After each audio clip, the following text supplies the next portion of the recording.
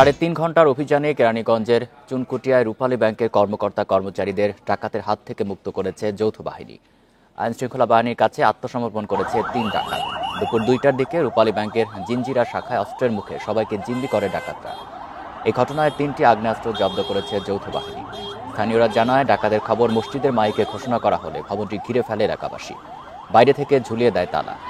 এ সময় ব্যাংকে গ্রাহকসহ অন্তত 15 জন ছিলেন। এরপর সেনা, র্যাব ও পুলিশ যায় সেখানে। এ সময় ডাকাতদের সঙ্গে সমঝোতার চেষ্টা করা হয়, তবে তাতে রাজি হয়নি তারা। পরে অভিযান চালালে আত্মসমর্পণ করে 3 ডাকাত। জিম্মিদের কেউ আহত হননি।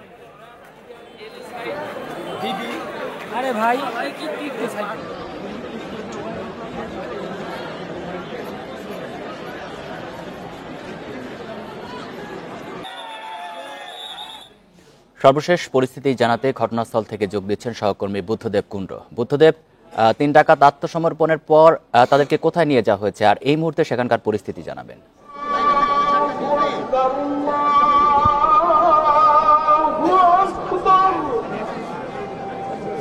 5:30টার কিছু পর জিম্মি যারা করেছিল সেই 3 জনকে এখান থেকে আটক করা হয়। আইন শৃঙ্খলা রক্ষাকারী বাহিনীর হেফাজতে এখনো তারা রয়েছে এবং ব্যাংক কর্মকর্তা 7 জন যারা ছিল তাদেরকে কিন্তু এখনো আমরা ব্যাংকের মধ্যে দেখতে পাচ্ছি এবং এখানকার আইন শৃঙ্খলা রক্ষাকারী বাহিনীর সদস্য সহ ব্যাংক কর্মকর্তারা আসলে রূপালী ব্যাংকের যে জিঞ্জিরা শাখার কার্যালয়টা রয়েছে সেখানে খতিয়ে দেখছে যে কোনো কিছু খোয়া গেছে কিনা, এখানে টাকা বা মূল্যবান কোনো জিনিস এখানে খতিয়ে দেখা হচ্ছে যে হারানো গিয়েছে কিনা। আর একটি জিনিস আপনাকে জানিয়ে রাখি যে এখানে 1:15 দিকে এই জিম্মি দশার তৈরি হয় এবং 1:15-তে যখন স্থানীয় লোকজন বুঝতে পারে যে ভিতরে 3 জন যুবক, আমরা যতটুকু জানতে পেরেছি তাদের বয়স 18 থেকে 22 বছরের মধ্যে হবে, তাদের মুখে মাস্ক পরা ছিল এবং হাতে কিন্তু 3 জনেরই অস্ত্র ছিল বলে এখানকার যারা প্রত্যক্ষদর্শী তারা আমাদের জানিয়েছেন। একটু আগে কথা হলো একদম ব্যাংকের ঠিক বিপরীত পাশে, রাস্তার পাশে বিসমিল্লাহ কাবাব ঘর নামে একটি কাবাব ঘর, এখানে যিনি এটা পরিচালনা করে, অর্থাৎ তার সঙ্গে কথা হলো, তিনি জানাচ্ছেন যে 1:20-এর দিকে তারা বুঝতে পারে যে ভিতরে কর্মকর্তাদের জিম্মি করা হয়েছে। তারপরে তারা স্থানীয়রা এগিয়ে আসে এবং স্থানীয় যে মসজিদ আছে সেখানে ঘোষণা করা হয়, প্রায় 1:45-টার দিকে ঘোষণা দেওয়া হয় যে এই রূপালী ব্যাংকের জিঞ্জিরা শাখা কার্যালয়টি এখানে অস্ত্রধারী কয়েকজন ঢুকে পড়েছে এবং এখানকার ব্যাংকের যে কর্মকর্তা রয়েছে তাদেরকে জিম্মি করা হয়েছে। পরবর্তীতে স্থানীয়রা এখানে জড়ো হয় এবং মূল যে ভবনটি বাবুল টাওয়ার নামে বা বাবুল টাওয়ার নামে যে ভবনটি, সেখানে মূল গেটে তালা দিয়ে দেয় এবং ভিতর থেকে যে কর্মকর্তারা রয়েছে তারাও কিন্তু অনেকটা ভীত সন্ত্রস্ত হয়ে পড়ে এবং এক পর্যায়ে এখানকার প্রত্যক্ষদর্শীরা যেমনটি বলছেন তারা দেখতে পায় একটি জানালা রয়েছে এবং জানালাটা সবসময় খোলা থাকে, কিন্তু তখন 3-4টা জানালা রয়েছে, এর মধ্যে সবগুলোই বন্ধ করে শুধুমাত্র একটি জানালা খুলে রাখা হয় এবং সেই জানালা দিয়ে কথোপকথন হয় এবং তারা মাস্ক পরা অবস্থায় ছিল। ব্যাংকের এক কর্মকর্তাকে একদম মাথায় গুলি, এক বন্দুক ঠেকিয়ে সেই জিম্মি দশা তৈরি করা হয় এবং তারপরে কিন্তু ধীরে ধীরে আইন শৃঙ্খলা রক্ষাকারী বাহিনী আসে। প্রথমে 2টার কিছু পরে পুলিশের সদস্যরা এখানে আসে, তারপরে র্যাব আসে এবং 5টার কিছু পরে বিপুল সংখ্যক সেনা সদস্য এখানে আসে এবং তারা কিন্তু এখনো তাদের দায়িত্ব পালন করছে।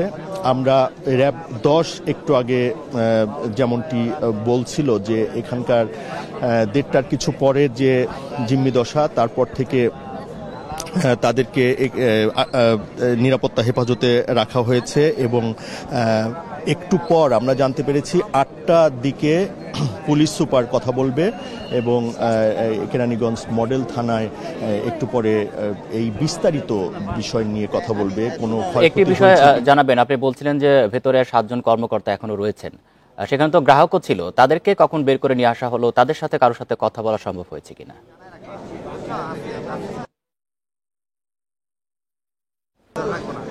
প্রত্যক্ষদর্শীরা যেমনটি বলছেন যে আসলে গ্রাহক ছিল এবং আপনি জানেন যে তখন দুপুরের মধ্যাহ্ন বিরতি কিছুটা সময় ব্যাংক কর্মকর্তারা দিয়ে থাকে এবং যে কয়েকজন গ্রাহক ছিল এখানে ধারণা করা হচ্ছে সেই গ্রাহকদের জিম্মি যারা করে অর্থাৎ ডাকাত দলের 3 সদস্য তারা আসলে বের করে দেয়, সুন্দরভাবে কথা বলেই তাদেরকে চলে যেতে বলে এবং এখানে যে 7 জন কর্মকর্তা ছিল মূলত তাদেরকেই টার্গেট করে এবং তাদেরকেই জিম্মি করে রাখা হয় এবং 15 লাখ টাকা মুক্তিপণ দাবি করা হয় এবং একটি জানালা দেখাতে চাই যে জানালাটা দিয়ে নিরাপত্তা বাহিনীর সদস্যদের সঙ্গে যারা জিম্মি করেছিল ডাকাত বলি আর দুর্বৃত্ত বলি তাদের সঙ্গে আসলে কথোপকথন চলে এবং তাদের সকলেরই মাস্ক পরা অবস্থায় ছিল, মুখমণ্ডল ঢাকা ছিল। আর পরবর্তীতে একটি মোবাইল নাম্বার দেওয়া হয় যেটা ব্যাংকের কোনো কর্মকর্তার মোবাইল নাম্বার দেওয়া হয়, সেই মোবাইল নাম্বারে আইন শৃঙ্খলা রক্ষাকারী বাহিনীর পক্ষ থেকে যোগাযোগ করা হয়। এক পর্যায়ে তাদেরকে আশ্বস্ত করা হয় যে হ্যাঁ তাদের যে টাকা বা যে দাবিকৃত টাকা সেটা দেয়া হবে এবং তাদেরকে কোনো ধরনের আটক বা নিরাপত্তা হেফাজতে নেওয়া হবে না। তারপরে কিন্তু আমরা 5:15টার দিকে যতটুকু প্রত্যক্ষদর্শীদের বরাতে জানতে পেরেছি 5:15 নাগাদ আইন শৃঙ্খলা রক্ষাকারী বাহিনী প্রথমে একটি বস্তা পাঠিয়ে দেওয়া হয়, সেই বস্তায় যে অস্ত্রগুলো ছিল সেগুলো ফিরিয়ে দেওয়া হয়। এখন পরেই কিন্তু যে 3 জন জিম্মি দশার তৈরি করেছিল অর্থাৎ কর্মকর্তাদের জিম্মি করে রেখেছিল তাদেরও কিন্তু আরেকটি বিষয় একটু জানাবেন যে 3 জনকে আটক করা হয়েছে এরা আসলে কোন বয়সী, তাদের বয়স কেমন? আর বিভিন্ন গণমাধ্যমে বলা হচ্ছে যে তাদের হাতে দেশীয় অস্ত্র ছিল, কি ধরনের অস্ত্র আসলে তাদের হাতে ছিল এ বিষয়ে কিছু জানা গেছে কিনা?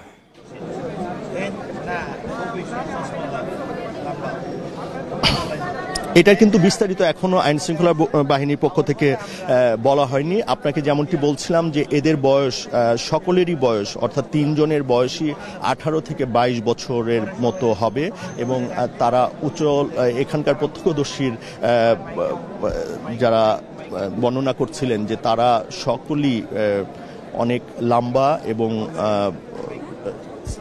মানে লম্বা এবং পাতলা দেহের অধিকারী অর্থাৎ কম বয়সী এমনটি তারা ধারণা করছেন, 18 থেকে 22 বছর হবে। আর অস্ত্রের বর্ণনা যেটা বলছিলেন সেটা কিন্তু আমরা বিস্তারিত জানতে পারিনি, কারণ আপনাকে একটু আগেই বলছিলাম যে বস্তাবন্দি অস্ত্রগুলো আসলে বস্তায় পাঠিয়ে দেওয়া হয় এবং তারপরেও আইন শৃঙ্খলা রক্ষাকারী বাহিনী তাদের হেফাজতে নিয়ে নেয় সেই যারা এখানে ডাকাত দলের সদস্য তাদেরকে নেওয়া হয় এবং পরবর্তীতে ব্যাংক কর্মকর্তা যারা রয়েছে তাদেরকে নিয়ে ব্যাংকে নিয়ে যাওয়া হয় এবং খতিয়ে দেখা হচ্ছে। এখনও কিন্তু আমরা দেখতে পাচ্ছি আইন শৃঙ্খলা রক্ষাকারী বাহিনী দফায় দফায় ব্যাংকটি রূপালী ব্যাংকের এই শাখাটিতে অবস্থান করছেন এবং তারা কিন্তু সবকিছু খতিয়ে দেখছে কোনো কিছু খোয়া গেছে কিনা এবং এরপরেই কিন্তু আমরা আশা করছি 8টার দিকে এখানকার পুলিশ সুপার কেরানীগঞ্জ মডেল থানায় সংবাদকর্মীদের জন্য একটি সংবাদ সম্মেলনের আয়োজন করেছে। তো আমরা অপেক্ষা করছি সবশেষ ঘটনা আবারও জানাতে পারবো। কেরানীগঞ্জ থেকে জানাচ্ছেন সহকর্মী বুদ্ধদেব কুণ্ড। দেশে দুর্বল সরকার থাকলে অনেকেই লুটপাট করতে পারে বলে আশঙ্কা প্রকাশ করেছেন বিএনপির ভারপ্রাপ্ত চেয়ারম্যান তারেক রহমান। তিনি বলেন দেশ নিয়ে ষড়যন্ত্র থেমে নেই, তাই দেশ ও জনগণের পক্ষে সংগ্রাম চালিয়ে যেতে হবে। বৃহস্পতিবার মানিকগঞ্জ, মুন্সিগঞ্জ এবং নরসিংদী জেলার কর্মশালায় লন্ডন থেকে ভার্চুয়ালি যুক্ত হয়ে একথা বলেন তিনি। রাষ্ট্রকাঠামো মেরামতের ৩১ দফা ও জনসম্পৃক্তি শীর্ষক ধারাবাহিক কর্মশালা করে আসছে বিএনপি। বিভাগীয় পর্যায়ের পর এখন চলছে জেলাভিত্তিক কর্মশালা। এর অংশ হিসেবে মানিকগঞ্জ, মুন্সিগঞ্জ এবং নরসিংদী জেলার কর্মশালায় লন্ডন থেকে ভার্চুয়ালি যুক্ত হন বিএনপির ভারপ্রাপ্ত চেয়ারম্যান তারেক রহমান। শুধু দরকার হলে আপনারা চেয়ারম্যান বলবেন, মাননীয় দরকার বলবেন না সাথে। দিনব্যাপী কর্মশালার শেষ পর্যায়ে বিভিন্ন পর্যায়ের নেতাদের প্রশ্নের জবাব দেন তারেক রহমান। ইউনিয়ন ভিত্তিক যদি আমরা এলসি প্রসেসিং সিস্টেম, আমি জানি আপনি যেদিকে যাচ্ছেন, আপনি এখন আমাকে বলছেন, আমি এটা 20 বছর আগে জিনিসটা আমি মোটামুটি ভাবে চিন্তা করেছি। কর্মশালায় ভারপ্রাপ্ত চেয়ারম্যান বলেন দেশ বিদেশে অনেক ষড়যন্ত্রকারী আছে, তারা নিজেদের স্বার্থে চায় দেশে দুর্বল সরকার থাকুক। আজকে আপনার দলের বিরুদ্ধে, সর্বোপরি এই দেশের বিরুদ্ধে ষড়যন্ত্র কিন্তু থেমে নেই, দুষ্টু লোকদের দুষ্টামি কিন্তু থেমে নেই। সেটি বাইরেই হোক, আমাদের বাইরেই হোক, সেটি আমাদের দলের ভেতরেই হোক। এই দেশে যদি একটি বিশৃঙ্খলা লাগিয়ে রাখা যায়, তাহলে এইগুলো অনেকের জন্য দেশের ভেতরেই হোক দেশের বাইরেই হোক, এই দেশে যদি একটি দুর্বল জনসমর্থনহীন সরকার যারা জনগণকে রিপ্রেজেন্ট করে না, এরকম সরকারকে যদি ক্ষমতায় রাখা যায়, তাহলে এই দেশ থেকে অনেকে অনেক কিছু লুটে পুটে নিয়ে যেতে পারবে। এ সময় তারেক রহমান বলেন, নিজেরা সংযত ও ঐক্যবদ্ধ থাকলে জিয়াউর রহমান ও খালেদা জিয়ার স্বপ্নের দেশ গড়ে তোলা সম্ভব। নিজেকে এমন কোনো কাজ করা থেকে বিরত থাকতে হবে যেখানে আপনি নিজেকে হালকা করে ফেলবেন, ছোট করে ফেলবেন, মূল্যহীন করে ফেলবেন। আপনি একজন মূল্যবান মানুষ, কারণ আপনি বিএনপির নেতা। বিএনপির সাথে আন্দোলনে যেসব রাজনৈতিক দল ছিল সবার মতামত নিয়েই ৩১ দফা তৈরি করা হয়েছে। ভালো প্রস্তাব পেলে অবশ্যই দফায় আরো সংযোজন করা হবে বলেও জানান বিএনপির ভারপ্রাপ্ত চেয়ারম্যান। আমাদেরকে যদি এই নির্বাচনের পুল সেরা পার হতে হয়। মাহমুদ শরীফ, ইন্ডিপেন্ডেন্ট নিউজ। জনগণের পিছে আমাদের জুলাই গণ অভ্যুত্থানে অংশ নেওয়া ৫ জনকে গেল কয়েকদিনে গুপ্ত হত্যা করা হয়েছে বলে দাবি করেছে ইনকিলাব মঞ্চ। এছাড়া আহত হয়েছেন বেশ কয়েকজন। এর জন্য আওয়ামী লীগকে দায়ী করেছেন ইনকিলাব মঞ্চের নেতারা। দুপুরে ঢাকা বিশ্ববিদ্যালয়ের মধুর ক্যান্টিনে সংবাদ সম্মেলনে এসব অভিযোগ করেন মঞ্চের নেতারা। অপরাধীদের ৪৮ ঘণ্টার মধ্যে গ্রেপ্তারের আলটিমেটাম দেন নেতারা। দাবি পূরণ না হলে প্রধান উপদেষ্টার বাসভবনের সামনে অনশনের ঘোষণা দেন তারা। অভিযোগ করেন আওয়ামী লীগকে পুনর্বাসনের চেষ্টা করছে বিএনপি জামায়াত। ছাত্রলীগের মতো আওয়ামী লীগকেও নিষিদ্ধের দাবি জানান তারা। বলেন, ৫ আগস্টের পর সেনানিবাসে আশ্রয় নেওয়া ৬২৬ জনের মধ্যে অনেককে পালাতে সহায়তা করেছে সরকার ও সেনাবাহিনী। ৩ মাস দেশে অবস্থানের পর ওবায়দুল কাদেরের পালানোর ঘটনাকে লজ্জার বলেও অভিহিত করেন তারা।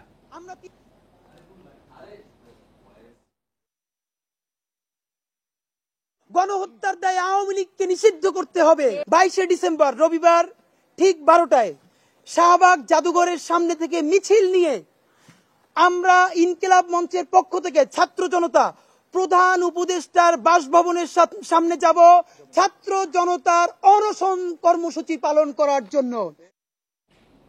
কোনো টাওয়ারে আগুন নয়, বরং শেখ হাসিনার নির্দেশে ছাত্র জনতার আন্দোলনের সময় ইন্টারনেট বন্ধ করা হয়। জিজ্ঞাসাবাদে স্বীকার করেছেন সাবেক তথ্য প্রযুক্তি প্রতিমন্ত্রী জুনায়েদ আহমেদ পলক। সকালে আন্তর্জাতিক অপরাধ ট্রাইব্যুনালের চিফ প্রসিকিউটর সাংবাদিকদের একথা জানান। বলেন, গণহত্যার তথ্য গোপনে শেখ হাসিনার নির্দেশে এভাবেই কাজ করে তার মন্ত্রিসভার সদস্যরা। সম্ভাব্য সাক্ষীদের হত্যার অভিযোগও করেছে প্রসিকিউশন। 18 নভেম্বর গণহত্যা ও মানবতাবিরোধী অপরাধের মামলায় জুনায়েদ আহমেদ পলককে জিজ্ঞাসাবাদ করে আন্তর্জাতিক অপরাধ ট্রাইব্যুনালের তদন্ত দল। এ সময় বিভিন্ন গুরুত্বপূর্ণ তথ্য দেন তিনি। ইন্টারনেট বন্ধসহ শেখ হাসিনার নির্দেশে পলক কি করেছেন সেসব স্বীকার করেন বলে জানায় প্রসিকিউশন। সরাসরি প্রধানমন্ত্রীর কাছ থেকে নির্দেশনা আসার পরে তথ্য প্রতিমন্ত্রী নির্দেশ দিয়ে আইআইটি ইন্টারন্যাশনাল ইন্টারনেট গেটওয়ে, এই গেটওয়েদের একটা হোয়াটসঅ্যাপ গ্রুপ খোলা হয়। সেই গ্রুপে সরাসরি নির্দেশ দেওয়া হয় ইমিডিয়েটলি ইন্টারনেট শাটডাউন করো। এদিন আন্তর্জাতিক অপরাধ ট্রাইব্যুনালে হাজির করা হয় সাবেক সেনা কর্মকর্তা জিয়াউল আহসান এবং সাবেক আইজিপি আব্দুল্লাহ আল মামুন সহ ৭ পুলিশ কর্মকর্তাকে। তাদের বিরুদ্ধে তদন্ত শেষ না হওয়ায় ২ মাস সময় বাড়িয়ে আগামী ২০ ফেব্রুয়ারি অগ্রগতি প্রতিবেদন দাখিলের নির্দেশ দিয়েছে ট্রাইব্যুনাল। ৩ পুলিশ কর্মকর্তা মামুন, শাহিদুল ইসলাম ও আব্দুল্লাহ আল কাফিকে একদিন করে জিজ্ঞাসাবাদের অনুমতি দিয়েছে আদালত। বিচার সম্পূর্ণ নিরপেক্ষ এবং আন্তর্জাতিক স্ট্যান্ডার্ড অনুযায়ী এই বাংলাদেশের মাটিতে অনুষ্ঠিত হবে, এই ব্যাপারে আপনারা নিশ্চিন্ত থাকুন। এই বিচার নিশ্চিত করার পথে যারা বাধা হয়ে দাঁড়াবে তাদের কাউকেই ক্ষমা করা হবে না। গণহত্যার ঘটনার সম্ভাব্য সাক্ষীরা টার্গেট কিলিং এর শিকার হচ্ছে বলে অভিযোগ প্রসিকিউশনের। ট্রাইব্যুনালের কাছে যাওয়ার আগে আইন শৃঙ্খলা রক্ষাকারী বাহিনীকে বলবো যে এই ট্রাইব্যুনালের প্রত্যেকটি সাক্ষী আইন দ্বারা প্রোটেক্টেড। সম্ভাব্য কোনো সাক্ষীকে টার্গেট কিলিং করা, তাদেরকে সামাজিকভাবে হেয় করা, তাদের নিরাপত্তা দিতে যদি আমাদের আইন শৃঙ্খলা রক্ষাকারী বাহিনী ব্যর্থ হয় তাদের বিরুদ্ধে কিন্তু আমরা অ্যাকশনে যাব। জুলাই আন্দোলনে ভুক্তভোগী ও গণহত্যার মামলার সম্ভাব্য সাক্ষীদের নিরাপত্তা চেয়ে ট্রাইব্যুনালে আবেদন করেছেন বেসরকারি বিশ্ববিদ্যালয়ের প্রতিনিধিরা। সম্প্রতি 4 শিক্ষার্থী হত্যার ঘটনায় ছাত্রলীগ কর্মীদের দায়ী করেন তারা। Zahidul Bashar, Independent News, Dhaka. S Alam গ্রুপের কর্ণধার সাইফুল আলম ও তার পরিবারের ১২৫টি ব্যাংক হিসাব ও ২২ কোটি ৬৫ লাখ টাকা জব্দের নির্দেশ দিয়েছে আদালত। দুদকের আবেদনের পরিপ্রেক্ষিতে এই আদেশ দেন ঢাকা মহানগর সিনিয়র স্পেশাল জজ আদালতের অবকাশকালীন বিচারক মোহাম্মদ ইব্রাহিম মিয়া। আবেদনে বলা হয়, এস আলম গ্রুপের চেয়ারম্যান মোহাম্মদ সাইফুল আলম ও তার পরিবারের সদস্যদের বিরুদ্ধে সিঙ্গাপুর, সাইপ্রাস ও অন্যান্য দেশে $1 বিলিয়ন পাচারের অভিযোগ রয়েছে।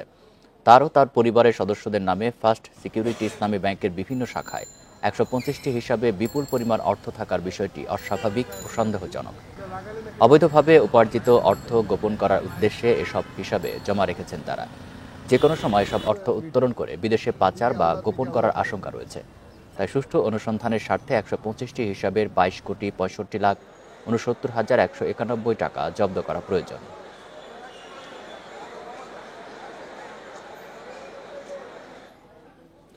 $1,092 কোটি টাকা আত্মসাতের অভিযোগে ইসলামী ব্যাংকের সাবেক চেয়ারম্যান ব্যবসায়ী এস আলমের ছেলে আহসানুল আলম সহ 58 জনের বিরুদ্ধে মামলা করেছে দুর্নীতি দমন কমিশন দুদক। অবৈধ সম্পদ অর্জনের অভিযোগে সাবেক খাদ্যমন্ত্রী সাধন চন্দ্রের বিরুদ্ধে মামলা হয়েছে। এছাড়া সাবেক সেতুমন্ত্রী ওবায়দুল কাদেরের বিরুদ্ধে বাস কেনায় দুর্নীতির অভিযোগ অনুসন্ধান করবে সংস্থাটি। 1,092 কোটি টাকা আত্মসাৎ। শুধু ইসলামী ব্যাংকের চট্টগ্রাম চাকতাই শাখা থেকেই এ টাকা লুটপাট হয়েছে।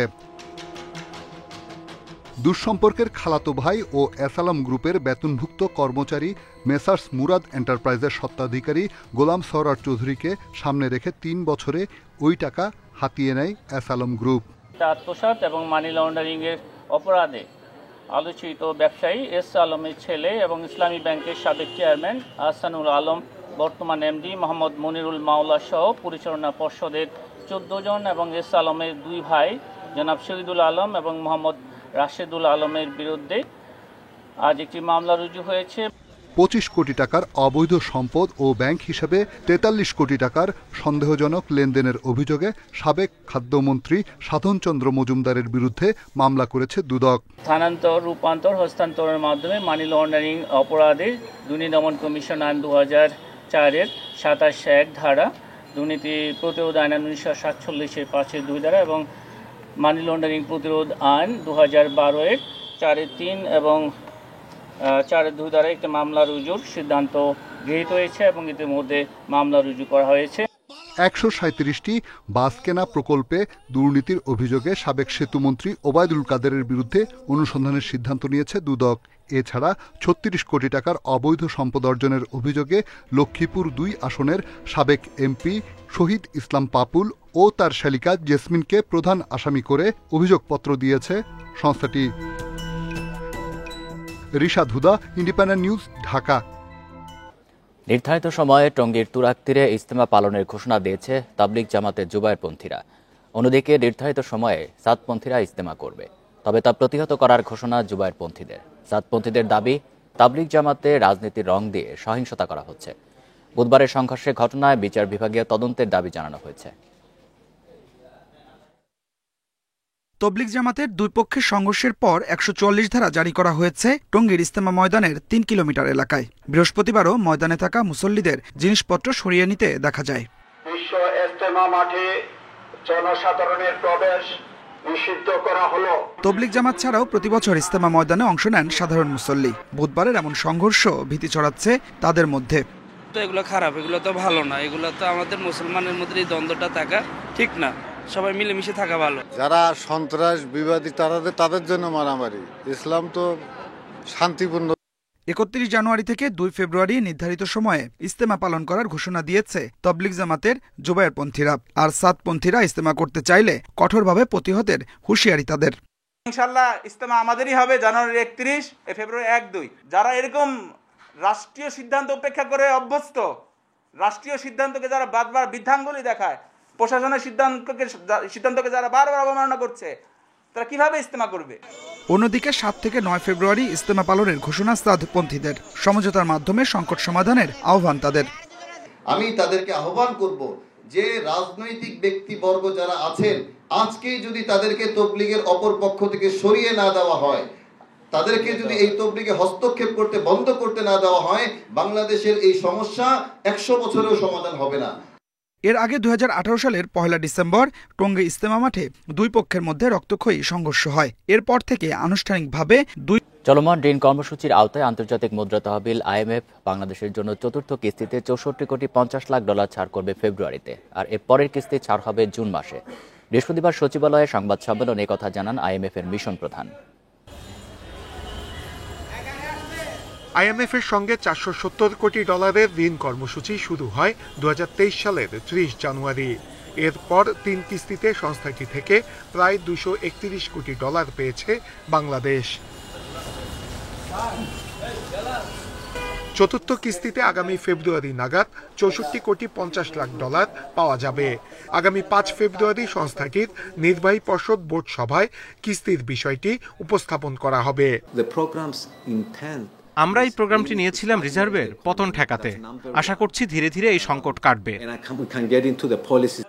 এদিকে বাংলাদেশে দীর্ঘদিনেও নিয়ন্ত্রণে আসছে না মূল্যস্ফীতি, যা আন্তর্জাতিক মুদ্রা তহবিলের ধারণার চেয়েও অনেক বেশি। তাই বাংলাদেশকে অভ্যন্তরীণ আয় বৃদ্ধি এবং ব্যাংক খাতের সংস্কার চলমান রাখতে হবে বলে জানিয়েছেন আইএমএফ এর মিশন প্রধান। মুদ্রাস্ফীতি কাঙ্ক্ষিত মাত্রায় কমছে না, কারণ মুদ্রাস্ফীতি এরই মধ্যে ডাবল ডিজিটে পৌঁছে গেছে, আর এর ফলে রিজার্ভের উপর চাপ বাড়ছে। 6 কিস্তিতে 2026 সাল নাগাদ আইএমএফ এর পুরো অর্থ পাওয়ার পরিকল্পনা রয়েছে। নূরে আলম, ইন্ডিপেন্ডেন্ট নিউজ, ঢাকা। এই ছিল সংবাদ সন্ধ্যায়। ধন্যবাদ সবাইকে।